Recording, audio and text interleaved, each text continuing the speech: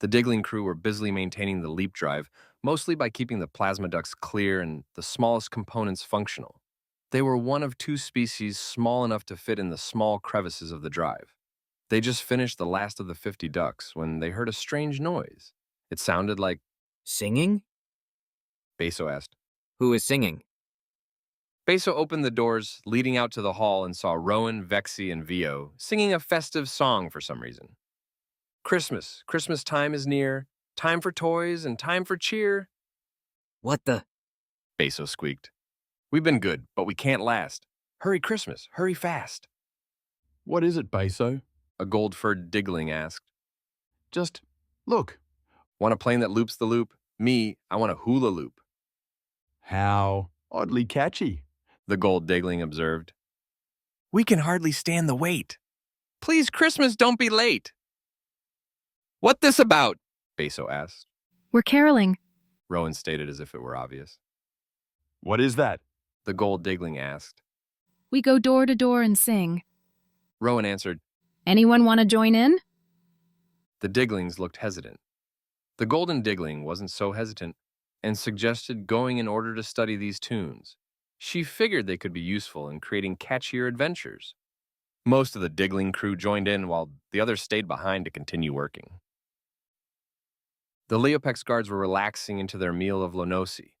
The Alpha was eating the organs, the Beta was eating the prime meats, and the others were eating the rest. Their ears picked up strange crooning. Joram's nose picked up the distinct sense of Rowan, 2 Yin Vulpins, and 20 Digglings of all life stages. Joram could sense the questions of everyone via their mind speak. What's the noise? That smells like Rowan. Are those Digglings? What are they doing here? Joram roar-hissed to quiet them down. I will investigate. Joram informed his pack before heading to the door. Joram opened the door and saw his nose was correct. Rowan, Vexy, Vio, and 20 Digglings of all life stages were here. Wait, why are they making those weird noises? Are they getting louder? Why are the Digglings stomping? How is Rowan making that noise with her fingers? God rest ye, merry gentlemen. Let nothing you dismay. All the Lopex hissed and puffed their fur in alarm. Remember, Christ our Savior was born on Christmas Day What in the name of Venelum? to save us all from Satan's power when we were gone astray, What are they doing? Janek asked. Oh, tidings of comfort and joy, Singing, I think. Harim guessed. Comfort and joy, Are they getting faster? Hajik asked in alarm. Oh, tidings of comfort and joy. The group made those strange noises for a few strides, before ending by simultaneously shouting. Hey! The Lopex just stared. I don't think they like that too much. Vexy noticed. Really? Rowan asked before sighing. I thought they'd like something energetic. Maybe try something more subdued. Beso suggested nervously. Maybe the little drummer boy? Rowan suggested. That's pretty subdued. You guys know it? Agreements from all around in the group. Good. Now just follow along. Digglings do the back singing and try to imitate drumming with your feet. Vexy, Vio, and I will lead. The Digglings were making odd noises while stomping in a way that sounded like drumming. Rowan and the Vulpins began to sing along to the makeshift tune. Come, they told me, pay-rum pum pum pum. Our newborn king to see, pa-rum pum pum pum. Buar, the youngest of the bloodless twins, started to listen out of curiosity. Our finest gifts we bring, pa-rum pum pum pum, to lay before the king, pa-rum pum pum pum, rum pum pum pum, rum pum pum pum. The Lopex started to calm down. So to honor him, pa-rum pum pum pum, when we come. Buar, the youngest of the twins, began to sway to the music. Baby Jesus, pay-rum pum pum pum. I am a poor boy too, pay-rum pum pum pum. The swaying was apparently contagious as it began to spread to all the Lopex. I have no gift to bring. Pa-rum pum pum pum. That's fit to give our king. Pa-rum pum pum pum. Rum pum pum pum rum pum pum pum. Every Lopex in the room was captivated by the song. Shall I play for you, parum pum pum pum? On my drum? The Diglings were somehow managing to mimic the drumming well enough. They seemed to be getting faster as the song continued. Mary nodded. Pie-rum pum pum pum. The ox and lamb kept time. Pie-rum pum pum pum. All the Lopex listened intently as the choir of species sang. I played my drum for him. Pa-rum pum pum pum. I played my best for him. Pa-rum pum pum pum. Rum pum pum pum, rum pum pum pum. The song crescendoed as the choir vocalized where there should be instruments. The Digling miraculously kept time as the drumming went very fast indeed.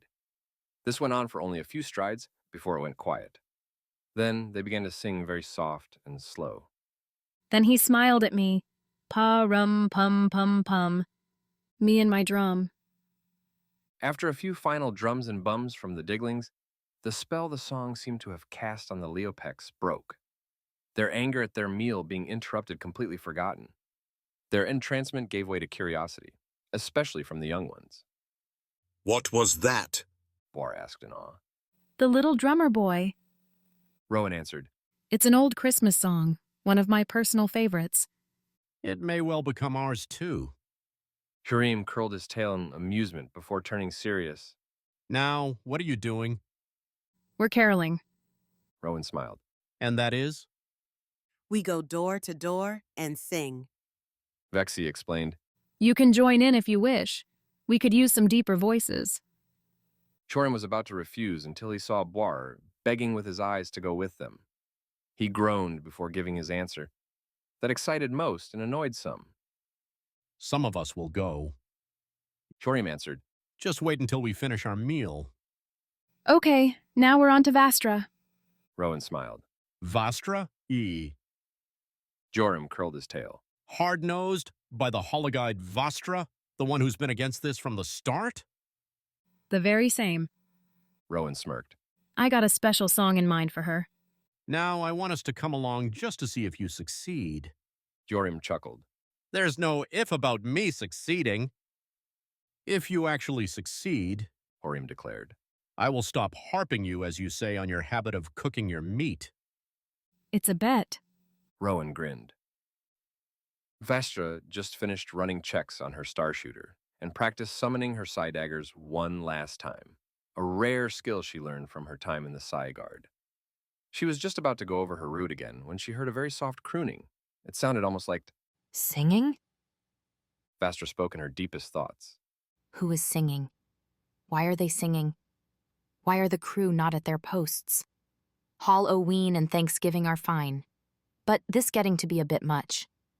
What species celebrates an entire moon? I must investigate and order those responsible back to their posts. Vastra opened the door to see Rowan, Vexy, Vio, nearly 2 paws worth of Diglings, and her guards. They were all singing very softly, with the Lopex vocalizing in a way that sounded instrumental, most likely to replace an instrument that should be there. They seemed to be singing with all they had, even though they kept their voices soft and reverent. Fall on your knees. Vastra tilted an ear in curiosity at the haunting croon. Oh, hear the angel voices. Wait, she needs to stop this. O night divine, all these beings left their posts. O night when Christ was born. This thrice-mauled human is responsible. O night. But this song, O holy night, it's so beautiful. O night divine. Vastra couldn't help resting on her haunches to listen to the clearly spiritual song. So let by light of a star sweetly gleaming. Here came the wise men from Orient land. Vastra began to get emotional as she listened to the song with her whole being. Her ears curled so far they almost touched. She was even on the cusp of wailing, not from sorrow, but from spiritual happiness. She could see that even Rowan's eyes were welling up with tears as she sang, He, King of Kings, lay thus in lowly manger. In all our trials, born to be our friend. Vastra, having already committed the chorus to memory, began singing along with the choir. Fall on your knees. Oh, hear the angel voices. O night divine. O night when Christ was born. O night. O holy night. O night divine. Wow, nice pipes. Rowan complimented. You'd make a great addition to the choir. Vastra barely came back to herself as she asked. What is this about? We're caroling. Shorim answered, looking strangely annoyed. Why do you say that as if it is obvious? Vastra sighed through her nose. Ugh. Sorry, he picked that up from me. Rowan smiled sheepishly before explaining. We basically go door to door and sing. That is incredibly distracting to the crew. Vastra pointed out. True, Rowan relented before countering. but it'll be good for morale, especially with all that's been going on lately. Be that as it may, Vastra stated. I cannot endorse this as it will threaten the smooth operation of this vessel. And I say you have to endorse it. Rowan grinned. The captain ordered all of you to respect my traditions and participate if I wish it. I wish you to sing with us to boost morale and keep my traditional values alive. My family did this every year, and I don't plan on stopping now. Vastra couldn't come up with an argument to that. It's no wonder the captain doesn't argue with her. Vastra sighed through her nose again. It'll probably be good for you, too. Rowan implored. I don't claim to be an expert on Vulpin psychology, but with us humans, it doesn't hurt to take a break from work and have a little fun. It's even healthy for us to take a break. Vulpins can work continuously without needing to rest. Vastra explained. But Kitsume ordered us to look after our spiritual welfare, and these songs are clearly good for the Psi aura. Rowan's grin threatened to split her face. Is that a yes? Vastra sighed before answering. I suppose so. Just let me finish getting ready. Just as Vastra walked into her chambers, she could hear Rowan yelling, "Ha!" at Joram, who looked oddly defeated. Vastra suspected a wager was made involving her that Joram lost. She wondered mildly what humiliation Joram will be subjected to, but she thought nothing more of it as she put her tool belt and backpack on. Elhel just finished his project that Rowan destroyed when she was decorating. It'll make Chaitini kinetics fire much faster and their explosive weapons more powerful. This is all thanks to Rowan for introducing him to so many different chemicals and finding similarities in theirs.